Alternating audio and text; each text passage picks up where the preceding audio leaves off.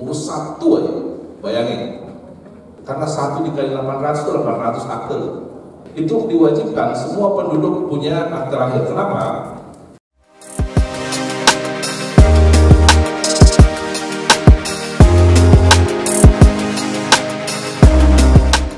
Kita harus mengetahui kita di sana nanti mau ngapain yang berkaitan dengan kependudukan.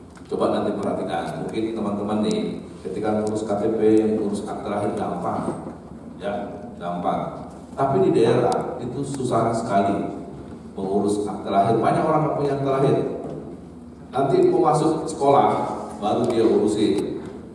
Bapak ibunya orang tua jual anak, kemudian mau umroh atau mau naik haji, baru sibuk ngurusin akte lahir karena syarat bikin paspor kan akte lahir. Nanti di sini mereka akan banyak calon-calon yang beli 1 juta, 2 juta hanya ngurusin akte lahir toh. Nah mumpung rekan-rekan nanti ada di lapangan selama 20 hari, cobalah minimal bertanya ke mereka, sudah punya akte lahir belum Bapak Ibu? Anak-anaknya sudah punya akte lahir belum? Bapak Ibu nikahnya resmi apa enggak? Ada nggak KUA-nya? Atau yang non-Islam, ada nggak akte perkawinannya? Ya, ini juga mengasah kita supaya perhatian pada orang-orang yang kita temui di Kuningan. Ya. Nah, pertanyaan saya, ketika mengurus akte lahir KTP, itu diurusnya kemana? Ada yang tahu? Ke dinas mana? Apa? Kurang-kurang? Capil ya. Jadi ngurusnya ke dinas kependudukan dan catatan sipil. Kalau di DKI itu ngurusnya di kelurahan sudah beres. KTP di kecamatan sudah beres. Tapi di daerah itu harus ke dinas kependudukan dan catatan sipil. Dan itu jauhnya dari daerah, dari rumah atau dari perbatasan bisa cukup jauh. Sehingga masyarakat maks ngurusnya. Nanti aja lah waktu mau sekolah anak-anak. Nanti aja lah waktu mau mendapat bantuan sosial. Nanti aja lah ketika mau umroh atau mau naik haji gitu kan.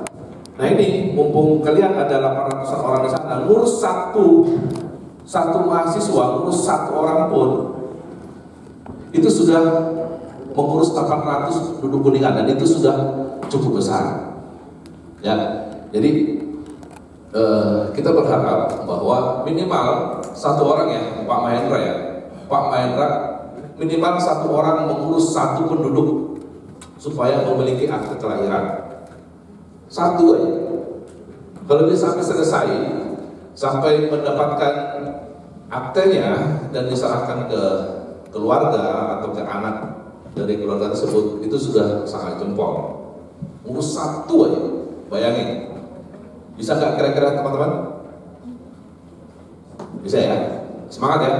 1 aja, itu sudah sangat membantu masyarakat Indonesia. Karena 1 dikali 800 itu 800 akte. 800 akte. Nah, ini ada nanti nih di catatan sipil itu ada minimal 3 ya, 3 bidang yang dibahas di Dinas Kependudukan dan Catatan Sipil. Yang pertama adalah Dinas Pendaftaran Penduduk. Jadi ketika teman-teman mengurus yang namanya KTP, kartu keluarga, pindah datang, itu namanya pendaftaran penduduk. Atau di dalam ada namanya biodata. Nanti dari biodata inilah yang nanti menyimpan data kita semua yang masuk dalam SIAK namanya. Ini pasti pernah dengar ya, SIAK itu aplikasi kependudukan yang dipakai oleh negara kita. Sistem Informasi Administrasi Kependudukan.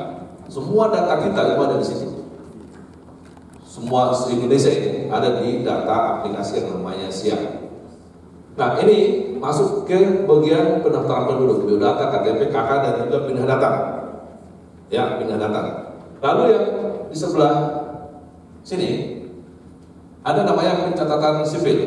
Lalu kemudian di sana pengelolaan data, penyajian data penduduk. Nah di desa nanti kan kalian kan berhubungan dengan desa atau kelurahannya. Di sana nanti kalian akan akrab dengan namanya yang di samping ini.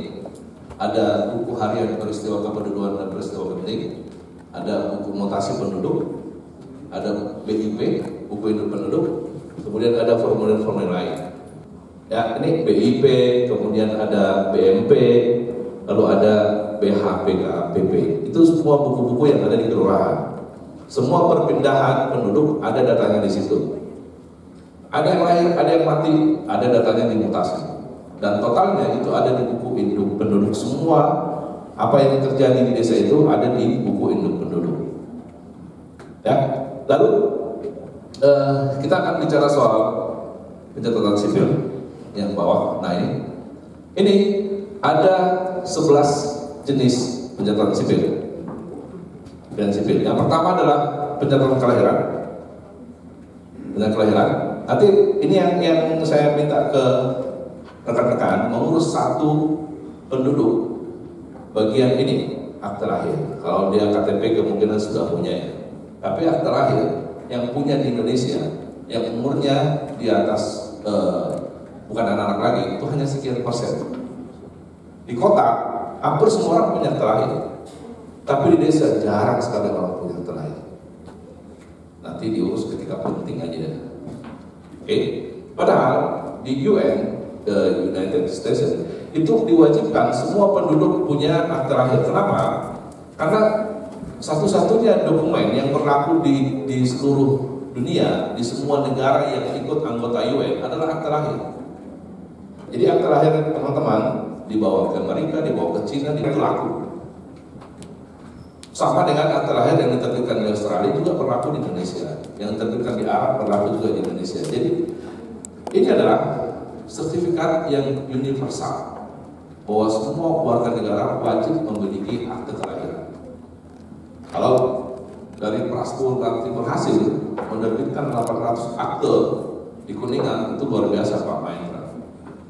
Luar biasa, 800 akte nih di desa-desa.